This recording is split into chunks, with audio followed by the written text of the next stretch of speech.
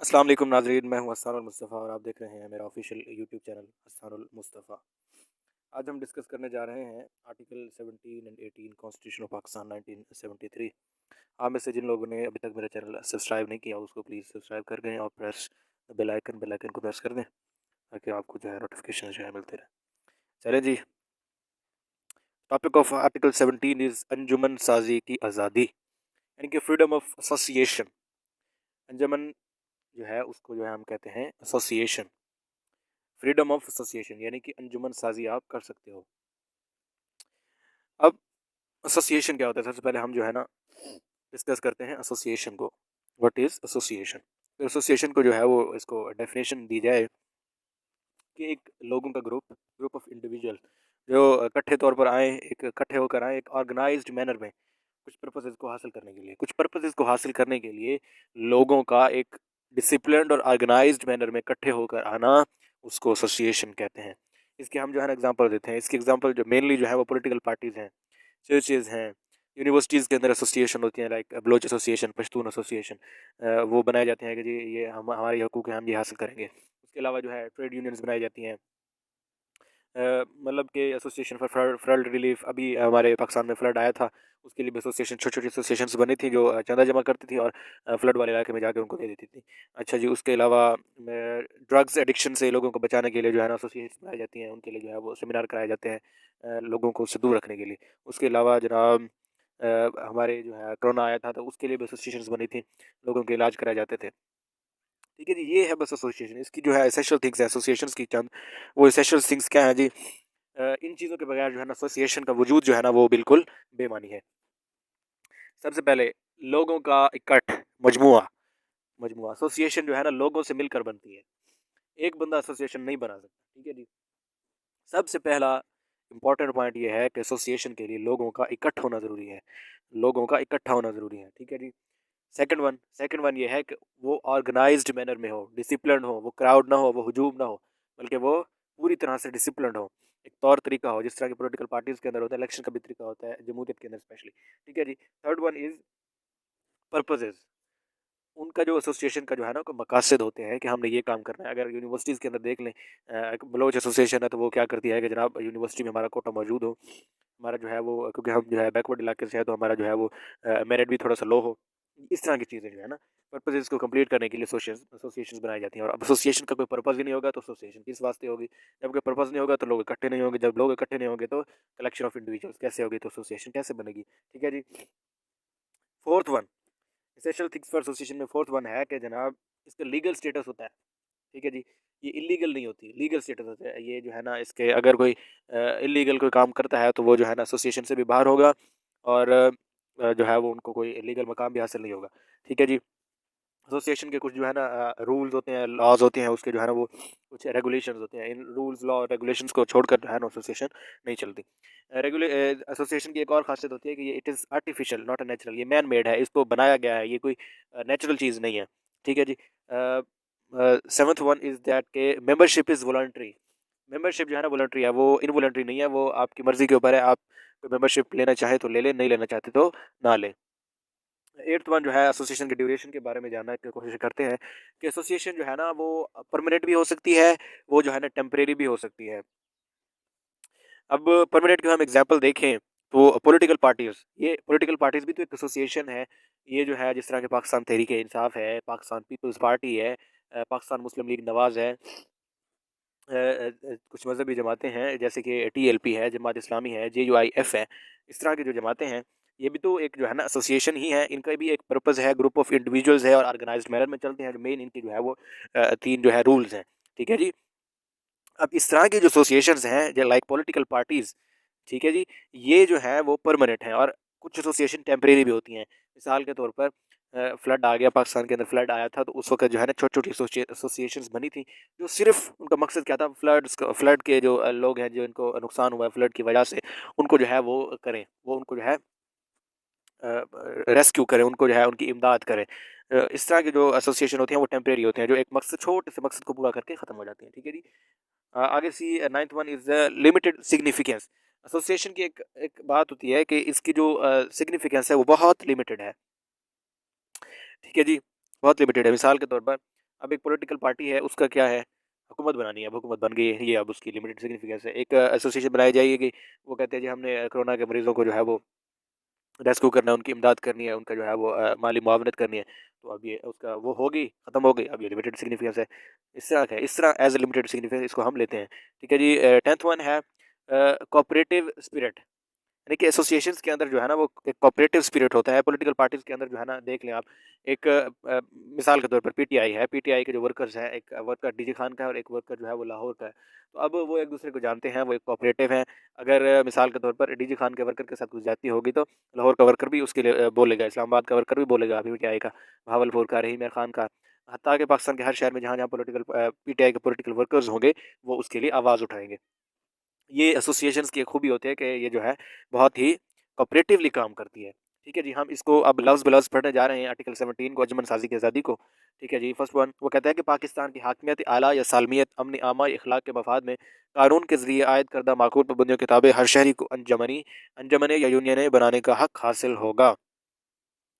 वो कह रहे हैं कि हर शख्स को अंजमन या यूनियन बनाने का हक हासिल है, लेकिन पाकिस्तान की हाकिमियत आला या सालमियत अमन आमा इखलाक मफाद आमा के कानून के ज़रिए जो माकूल पाबंदियाँ जो कानून ने लगाई है कि इन पाबंदियों के अंदर रहते हुए आपने अंजुमन या यूनियन बनानी है, उन पाबंदियों को फॉलो करके ही आप अंजुमन या यूनियन बना सकते हैं। आप एक ऐसी अंजुमन या यूनियन नहीं बना सकते जो पाकिस्तान की जो है वो हाकिमियत आला के ख़िलाफ़ हो, या पाकिस्तान के अंदर जो है वो लॉ एंड ऑर्डर की सिचुएशन को वायलेट करे या पैदा करे, और कोई अमन आमा के ख़िलाफ़ हो।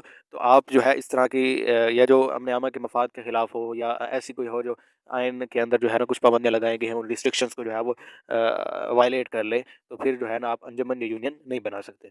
सेकंड वन ये है कि हर शहरी को जो मुलाज़मत पाकिस्तान में ना हो, पाकिस्तान की हाकिमियत आला सलमियत के मफाद में कानून के ज़रिए आयद करदा माकूल पाबंदियों के ताबे कोई सियासी जमात बनाने या उसका रुकन बनने का हक होगा। ये इम्पोर्टेंट बात है जी। वो ये कह रहे हैं कि जो अंजुमन या यूनियन कोई बनाई जाएगी, यानी कि आपने पॉलिटिक्स में आना है, किसी जो है ना आपने एक आपने कोई एसोसिएशन, छोटी एसोसिएशन बनानी है कोई काम करने के लिए, या लोगों को लिटरेट करने के लिए, या कोई और काम करने के लिए, कोई और पर्पज़ पूरा करने के लिए, उसके लिए शर्त है कि आप सरकारी मुलाज़िम ना हो। ठीक है जी। आपने देखा होगा कि कोई भी शख्स पॉलिटिक्स में आता है या कोई जो भी करता है, वो सबसे पहले सरकारी मुलाज़मत को छोड़ता है।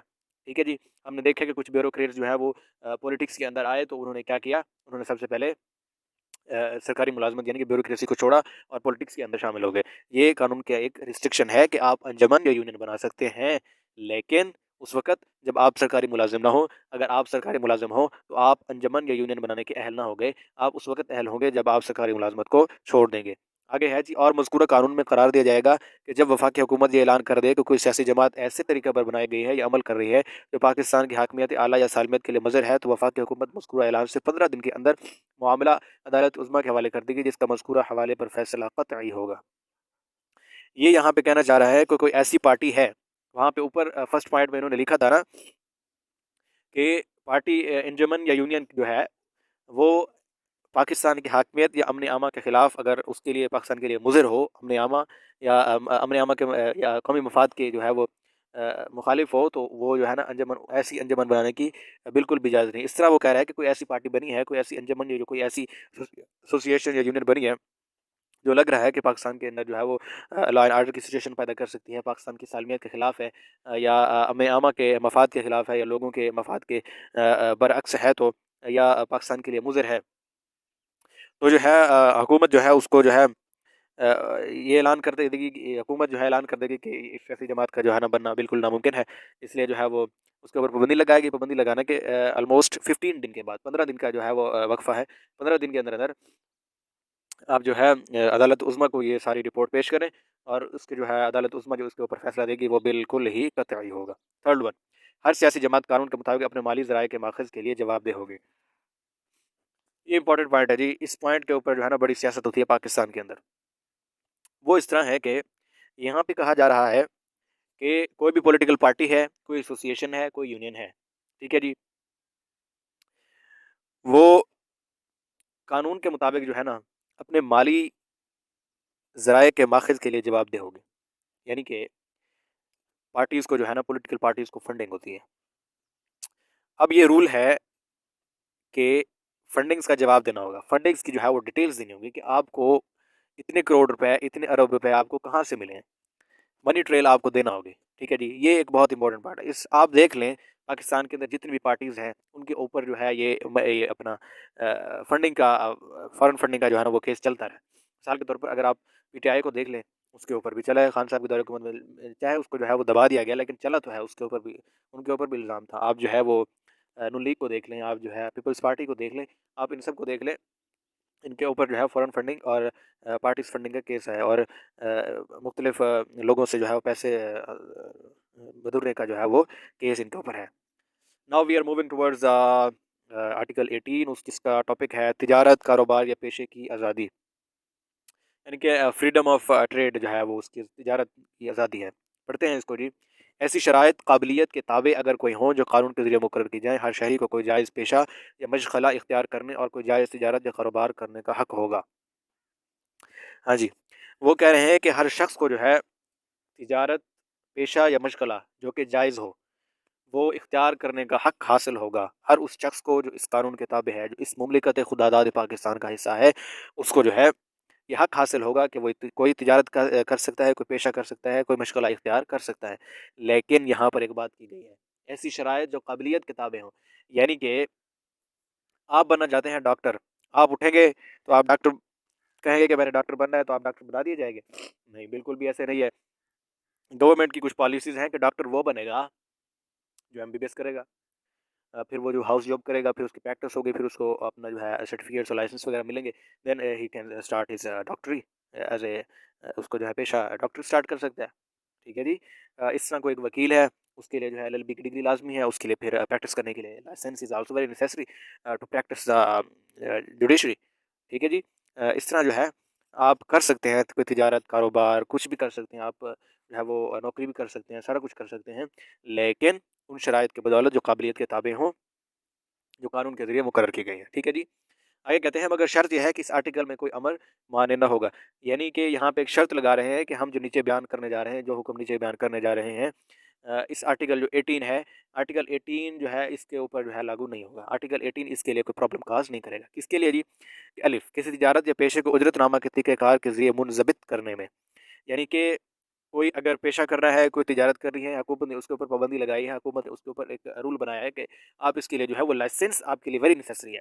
अगर आप लाइसेंस के बगैर अगर आप वो काम करेंगे, तो आपको आर्टिकल 18 जो है वो आप फॉलो नहीं करेंगे। यानी कि आपको ये नहीं कह सकते कि आर्टिकल 18 कहता है कि तिजारत, कारोबार या पेशे की आज़ादी है, लेकिन वो नीचे ये भी तो कह रहा है कि भाई उसके लिए लाइसेंस की ज़रूरत है। अगर लाइसेंस नहीं बना तो आपको तिजारत या कारोबार करने की आज़ादी नहीं होगी। इस तरह के बहुत से कारोबार हैं जो हमारे जो पहाड़ी इलाकों में होते हैं, इम्पोर्ट एक्सपोर्ट के जो है अक्सर अक्सर जो है ना पाकिस्तान के अंदर जो चीज़ें आती जाती हैं, जैसे मैंगो का है, जैसे राइस का है, जैसे दालें हैं। इन चीज़ों के लिए जो ये चीज़ें ऑयल है, ये इम्पोर्ट मेडिसिन्स हैं, ये चीज़ें इम्पोर्ट एक्सपोर्ट होती हैं। जो कंपनीज़ हैं उनके लिए जो है वो जो डीलर्स हैं उनके लिए जो है लाइसेंस इज़ वेरी नेसेसरी। ठीक है जी। अब लाइसेंस नेसेसरी है, लाइसेंस होगा तो आपको ही कारोबार करने की इजाज़त होगी, आपको ट्रेड की इजाज़त होगी। अगर आप लाइसेंस नहीं है तो आप कहें कि आर्टिकल 18 कहता है कि तिजारत या कारोबार की इजाज़त है, तो आप गलत राह पर होंगे। ठीक है जी। बे तिजारत, कारोबार या सनत में आज़ादाना मुकाबला के मफाद के पेश नज़र इसे मुनज़्ज़बित करने में। ठीक है जी। यहाँ एक इम्पोर्टेंट बात है कि एक कंपनीज़ होती हैं, कुछ फैक्ट्रीज़ होती हैं, उनके दरमियान जो है ना एक अपना आज़ादाना मुकाबला होता है, एक फ्री कंपटीशन होता है ना। अब फ्री कंपटीशन जो है ना वो किस हद तक कर सकते हैं? अब यही बात है ना कि इंसान जो है ना, इंसान की एक नेचर है कि इंसान जब भी कोई काम करता है मुकाबले के अंदर, स्पेशली मुकाबले के अंदर जब भी कोई काम करता है तो वो रूल को नहीं देखता, वो अखलाक को नहीं देखता, वो बस कहता है कि इंसान की नेचर है, वो कहता है कि बस मैंने जीतना है, कोई भी तरीका हो। इसी वजह से ही आप ट्रैफिक के अंदर देखें बसेस के एक्सीडेंट होते हैं। ये एक नेचुरल फिनोमिना है। ठीक है जी। इसी तरह वो कह रहे हैं कि अगर फ्री कंपटीशन मतलब करना है, ज़ाहिर सी बात है free competition is very necessary to for the growth of a country, for the economic revival of a country. Economic revival of country के लिए जो है आज़ादाना जो है एक कंपटीशन, एक आज़ादाना मुकाबला जो है ना वो बहुत ज़रूरी है। आप देख लें जो स्ट्रॉन्ग डेमोक्रेटिक कंट्रीज़ हैं, मिसाल specially European countries like America, USA, Canada and these type of countries जिनके एक स्ट्रॉन्ग डेमोक्रेटिक कंट्रीज़ हैं, वहाँ पर जो है कॉम्पिटिशन बहुत अरूज पर है। ये एक जो है ना अपना अपना कैपिटलिस्ट जो एक सरमायादाराना निज़ाम है ना, ठीक है जी, ये इसकी ख़ासियत है कि ये लोगों के अंदर एक आज़ाद जो है कॉम्पिटिशन पैदा करता है, आज़ाद एक जो है वो मुकाबला पैदा करता है कि जो कि इकोनॉमिक ग्रोथ जो कंट्री की होती है उसके लिए बेहतर होता है। ठीक है जी। अब यहाँ पे ये कहना चाह रहा है बे के अंदर कि उस जो कॉम्पिटिशन होता है, जो फ्री कॉम्पिटिशन होता है, उसके लिए कोई रूल्स बनाए जाएँगे। उन रूल्स को फ़ॉलो करके ही आप आपस में कॉम्पिटिशन कर सकते हैं। उन रूल्स को फ़ॉलो किए बगैर आप जो है आर्टिकल 18 की आड़ लेकर आप जो है कुछ नहीं कर सकते। ठीक है जी? अब यहाँ पे ये कहा जा रहा है, अगर यहाँ पे ये ज़वाबित ना हो फ्री कॉम्पिटिशन के, तो मामलात ख़राब हो सकते हैं। हर कोई अपनी मनमानी करे। जी। वफ़ाकी हुकूमत या किसी सूबाई हुकूमत या किसी ऐसी कारपोरेशन की तरफ से जो मज़कूरा हुकूमत के ज़ेर निगरानी हो, दीगर अशख़ास को कतई या जुज़वी तौर पर ख़ारिज कर किसी तिजारत, कारोबार, सनअत या खिदमत का इंतज़ाम करने में। यानी कि एक शख़्स है, आप वो एक जो है स्टील मिल है, मिसाल के तौर पर हम स्टील मिल लेते हैं, कराची की स्टील मिल है। अगर मेरे ख़्याल से आजकल चल तो नहीं रही, लेकिन हम उसको एग्ज़ाम्पल ले रहे हैं। एक स्टील मिल है, उसको रन करने के लिए जो है ना हमारे पाकिस्तान के अंदर जो है ना कुछ लोग हैं, वो रन कर रहे हैं उसको। अब उसके अंदर जो है ना उसकी हमने हुकूमत चाहती है कि उसका जो है ना ग्रोथ रेट बढ़ाया जाए, हमने जो है ना ज़्यादा पैदावार पैदा करनी है, हमने और काबिल लोगों को लाना है, ठीक है जी। उसके लिए वो क्या करेंगे, कुछ बाहर से लोगों को लाएँगे और वहाँ पे आकर उनको काम देंगे। उनको कहेंगे कि आपने ये काम करना है। अब जो है लोग जो हैं, अब हमने वो लोग जो पहले से काम कर रहे हैं, उनको आप जो है परमानेंटली या जुज़वी तौर पर आप जो है उनको नौकरी से निकाल कर सकते हैं, खारिज कर सकते हैं, क्योंकि वो मुल्क के मफ़ाद में काम कर रहा है। अब मुल्क की मफ़ाद ये होगा कि उससे बड़ी होगी, उससे जो है वो ग्रोथ बढ़ेगी, उससे जो है वो जीडीपी इंक्रीज़ होगा, सारा कुछ इंक्रीज़ होगा। ठीक है जी? ये था सब कुछ आज का। उम्मीद है आपने इस वीडियो से हासिल किया होगा। इस वीडियो को जनाब लाइक